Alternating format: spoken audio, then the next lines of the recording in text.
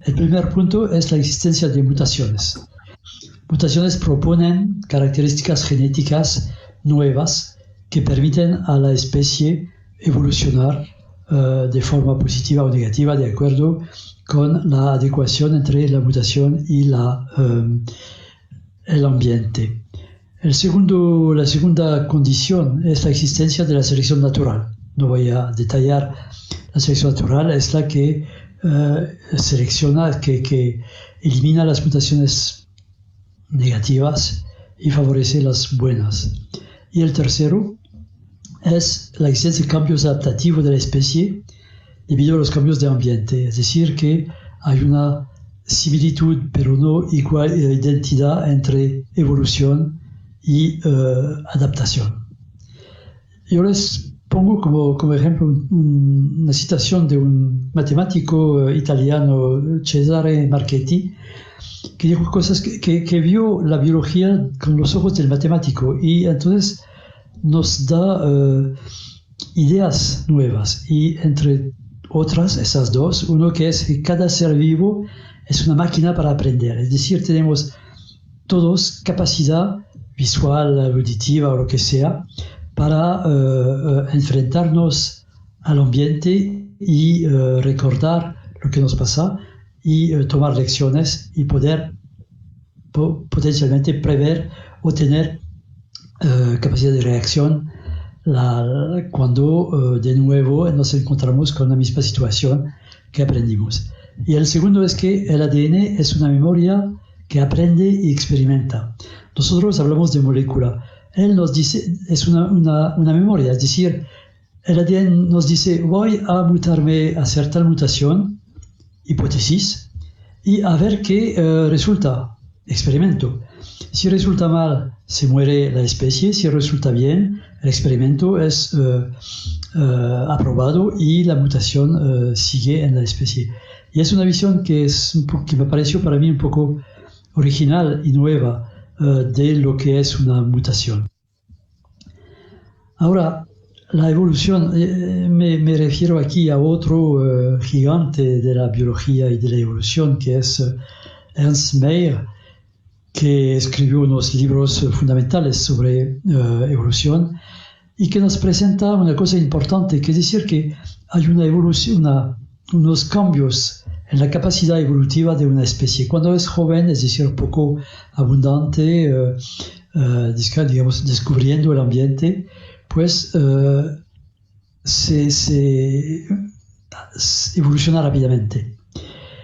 Cuando se vuelve importante, su capacidad de evolución disminuye hasta casi a terminarse y ya no tiene evolución en el sentido de evolución hacia otra especie. Tiene capacidad de adaptación, pero la evolución ya terminó. Y es importante. Nos enseña que según el tamaño de la población, cuando es pequeña, hay facilidad de transmitir las mutaciones nuevas a toda la población. Cuando es grande la población, las mutaciones nuevas están perdidas en el stock inmenso de la población. Es algo que hay que saber. Otro concepto que dentro de los muchísimos que hay, pero que me parece un poco pertinente en el caso del estudio del hábitat y de la metapoblación, es el concepto de selección interdémica. Sí, un deme es una población semi-aislada, es decir, es una subpoblación que puede derivar genéticamente debido a su ambiente. Entonces, esa población pequeña puede cambiar fácilmente. Es otra forma de presentar las cosas que presentó Ernst Mayr. Esa selección interdémica tiene tres fases.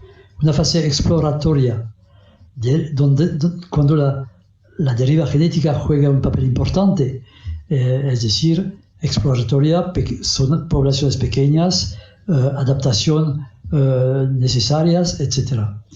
Después hay una fase de selección, donde se mantienen las combinaciones genéticas favorables. Ahí estamos en lo que Mayr describió como la población, la evolución de mantenimiento, y una fase de selección interdémica, donde son los demes, es decir, esas subpoblaciones más exitosos que, entre comillas, ganan y transmiten sus éxitos a toda la población general a través de migraciones.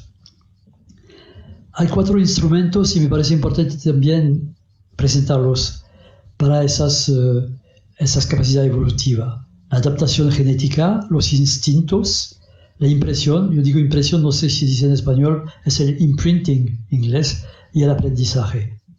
Un ejemplo de adaptación genética, un pequeño modelo que yo hice para describir lo que es una ventana adaptativa. Imaginemos una generación.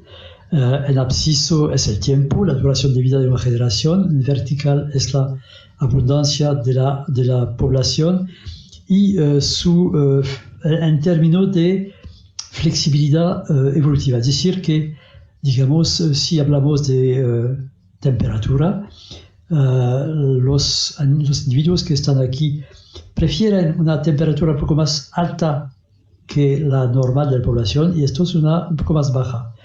Y así vemos cómo puede adaptarse, evolucionar eso.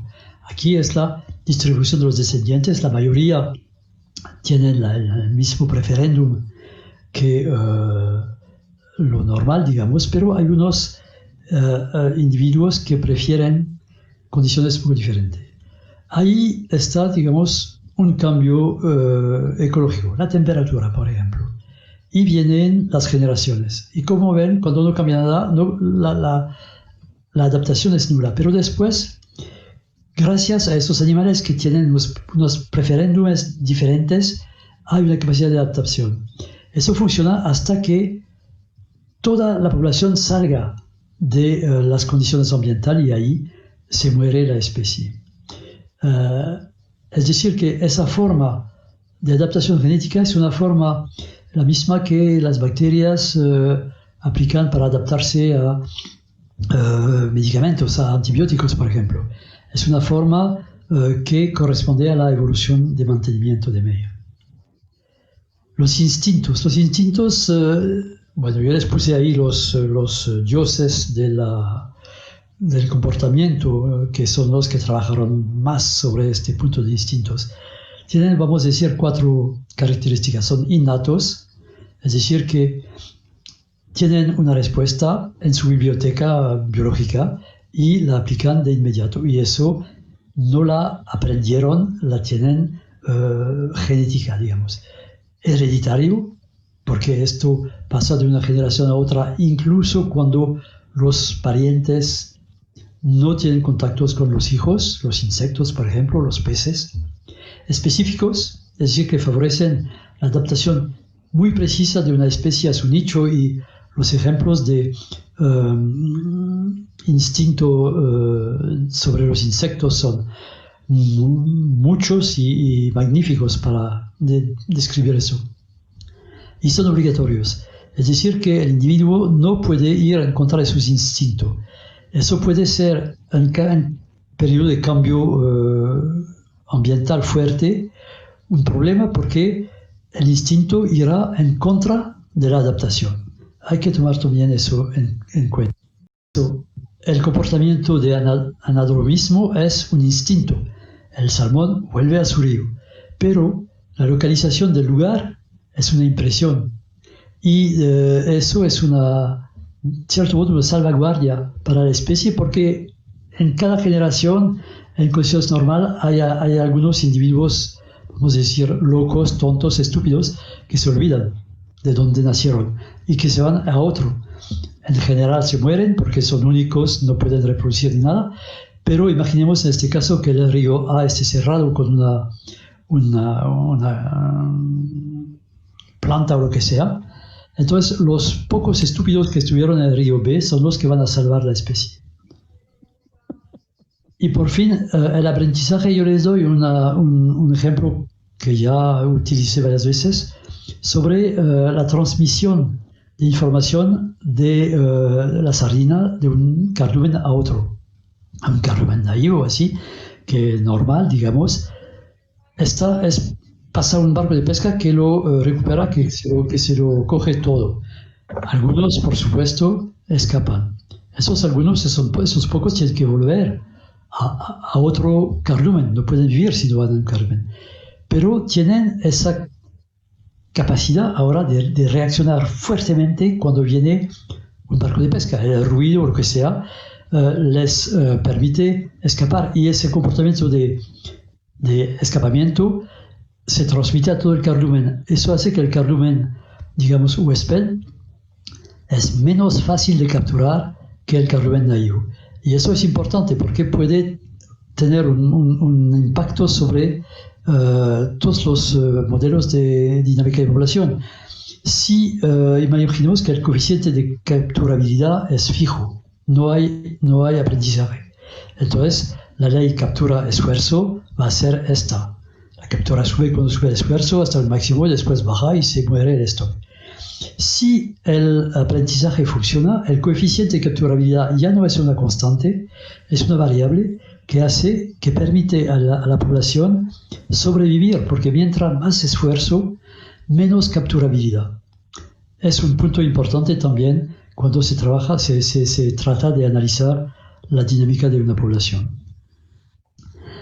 Entonces, vamos a resumir, porque se nos va el tiempo. Hay dos exigencias mayores para la supervivencia de una población, según Darwin. Una población tiene que ser lo suficientemente grande para que sobreviva a los riesgos, digamos, una enfermedad, una sobreexplotación cualquiera, una predación, una epidemia, o lo que sea. Y también a nivel genético, es decir, que no puede haber desgenerescencia si la población es muy grande. Pero tiene también que ser lo suficientemente pequeña para poder evolucionar, no perder las mutaciones nuevas de adaptación a un ambiente nuevo y adaptarse a hábitat diferente. Entonces son dos condiciones contradictorias, por supuesto, que vamos a considerar. Y ahí volvemos a los puntos de hábitat y de población. ¿Será la metapoblación compatible con el darwinismo? Entonces yo reproduzco aquí una figura que ya les enseñé. Es el modelo de cuenca de McCall. Ahí es el hábitat con su nivel de eficiencia. Aquí el hábitat es muy confortable, aquí es cuando las condiciones son difíciles. Un solo hábitat. Si después estamos en esa situación, tenemos dos cuencas, dos hábitats, pero con una cierta capacidad de mover cuando la suitability del hábitat sube. Cuando baja hay una barrera, pero cuando sube se puede cambiar, se puede intercambiar sin problema. Si seguimos con una separación más grande, ahí entramos con dos subpoblaciones separadas, pero algunos individuos pueden pasar de una a otra. Y al final estamos en una zona donde hay dos poblaciones independientes que nunca se van a encontrar.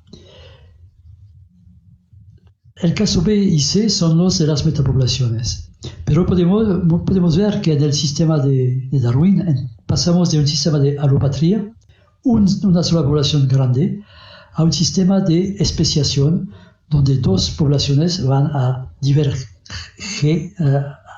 tener divergencia genética y hasta llegar a especies diferentes. Entonces, el sistema de metapoblación, yo diría, es una etapa obligatoria en la especiación. Yo puse que la B es una metapoblación de hábitat ambiental y esta de un hábitat territorial. Voy a ir un poco más en detalle. Así que es muy rápido lo que les digo y les aconsejo leer, volver a pensar, a discutir sobre esos puntos. Pero les puedo decir que el hábitat y la metapoblación son instrumentos darwinistas, es decir, que corresponden muy bien con las teorías de la selección natural de Darwin. La organización de metapoblación es la única que permite tener un stock a la vez grande y pequeño, es decir, subpoblaciones denmes, como dice la teoría interdémica, pero también población grande cuando las condiciones son favorables. Es decir, hay las dos capacidades de cambiar de dimensión sin que se trate de especies diferentes. Es decir, así hay posibilidad de periodo de separación en pequeñas subpoblaciones, y yo le hago la lista de todos los puntos que esto significa, permite, y hay existencia de periodos de alta abundancia, donde, por otra parte, hay esas características que describimos un poco antes.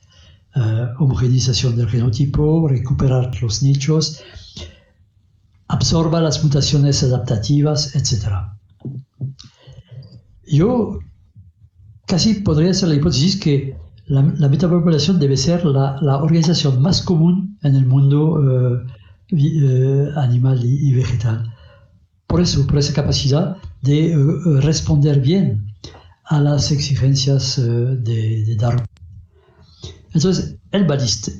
El baliste es una especie que no es explotada, que se encuentra, al menos en África, de forma esporádica en toda la costa de África del Oeste, y que tuvo una explosión demográfica enorme en los años 72-90. Y fue un cambio, pero enorme. Esa especie que era, yo diría, poco abundante, se volvió la especie más abundante de toda África. Entonces, tenemos una población fuente, que yo puse de Ghana, porque es de ahí que salió la explosión demográfica, y focos esporádicos locales. 72-74 aumento de la población en Ghana, Costa de Marfil. Después, hasta 78, llega hasta Guinea al oeste y Nigeria al este. Y en el 87, que fue el periodo más de extensión más grande, lo vimos hasta donde pudimos ver, es decir, la frontera con Sahara Occidental, que no teníamos derecho a visitar al norte, y Camerún, porque tampoco pudimos ir al sur. Es decir, que hubo una invasión enorme de esa especie, y en el 90, como pueden ver en la estadística de pesca de Ghana, volvió a la situación anterior, esporádica, etc. Entonces, esta dinámica permitió lo que vimos, es una descripción perfecta de lo que hemos presentado. Antes del 72 y después, subpoblaciones pequeñas que evolucionan y se adaptan a características locales, pero son frágiles. Y durante la explosión, extensión y generalización de las mutaciones adaptativas, homogeneización del genotipo, recuperación de los nichos perdidos, etc. ¿Qué tal el jurel? Yo puse aquí las estadísticas de pesca de la Europa. Explosión demográfica. No sabemos por qué falta eso, pero yo personalmente lo creo que es así, y le daré una figura después sobre eso. Igual tenemos una población fuente y focos esporádicos, hay mucho más en realidad. Los trabajos en Chile, por ejemplo, que en un momento hablaban de 8 subpoblaciones, en la realidad hablaban de focos donde se encontraban un poco de jurel. Pero digamos, ponemos estos 3, 4, 6. Abundancia baja es después del 2010, ahí casi había una población muy baja, y se encontraba en 2 áreas principales, en la costa de Perú y afuera de la costa chilena. Abundancia promedio, que eso fue antes del 85, aquí, y en el periodo 2000-2010, donde las 2 subpoblaciones incluso tuvieron contactos y se expandieron, y después, durante el periodo 85-98, una abundancia alta donde el jurel se fue hasta Nueva Zelanda. Bueno, para mí hay una cierta similitud. En realidad hay similitudes y diferencias con el balistes. Lo similar es que las poblaciones cambian mucho de tamaño, viven por separado, después se pueden interconectar y vuelven a separarse en el tiempo. Hay dos diferencias importantes. La primera es que el jurel es un pez pelágico de alta abundancia y no como el baliste, pero el otro punto es que apareció algo que es un poco un colapso, no sé, es decir, la influencia potencial de la pesquería, que no existía en el caso del balistes que no está explotado. Entonces vemos para mí que estas reglas darwinianas de expansión y contracción necesarias para una buena evolución y adaptación a cambios ambientales están visibles y presentes en la dinámica de las poblaciones de esas dos especies. Así que en conclusión, la voy a presentar, digamos. Vamos a pensar, para empezar, a una especie X. Hay una abundancia promedia.